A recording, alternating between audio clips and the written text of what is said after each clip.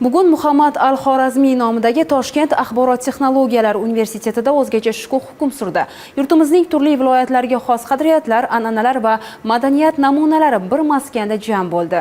Navruz sayli o'tkazildi. Bayram doirasida milliy taomlar, kuy-qo'shiqlar va xalq o'yinlari namoyish etilib, barchaga ko'tarinki kayfiyat ulashildi. Jarayonlardan muxbirimiz reportaj tayyorlagan, hozir shu haqida. Bugun Muhammad al-Xorazmiy nomidagi Toshkent Axborot texnologiyalari universitetida o'zgacha shukuh hukm surdi. Yurtimiz viloyatlariga xos qadriyatlar bir maskanda jam bo'ldi. Bu yerda Navruz umumxalq bayrami, Navro'zni ulug'lash, insonni ulug'lashtirish shiori ostida yuqori saviyada tashkil etildi.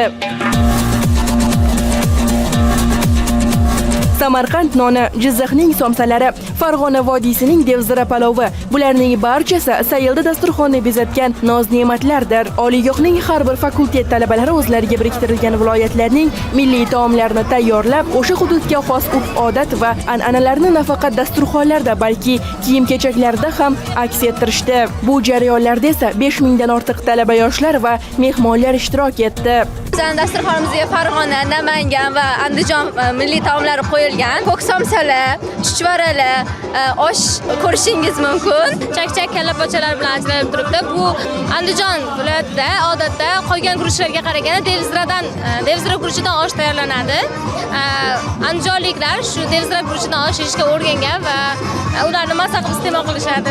Toshkent oshi, Samarqandchi zig'ir yog'iga damlangan osh hamda choyxona palovi kabi turli hududlarga xos bo'lgan 5 xil osh tayyorlanib, mehmonlarga tortiq etildi. Davlat oliy ta'lim muassasalari ichida tashkil etilgan eng yirik mehnat yarmarkasida 100 ga yaqin yirik xorijiy va mahalliy kompaniyalar o'zlarida mavjud bo'sh ish o'rinlari hamda amaliyot dasturlari bilan ishtirok etishdi. Shuningdek, 90 ga yaqin talabalar tadbir davomida kompaniya vakillari bilan suhbatdan o'tib, ishga qabul qilinishga ham erishdilar. Navruz sayli sport musobaqalari bilan ham boyitildi. Jumladan voleybol, basketbol, shaxmat, shashka, kurash, tosh ko'tarish kabi sport turlari bo'yicha bellashuvlar o'tkazildi.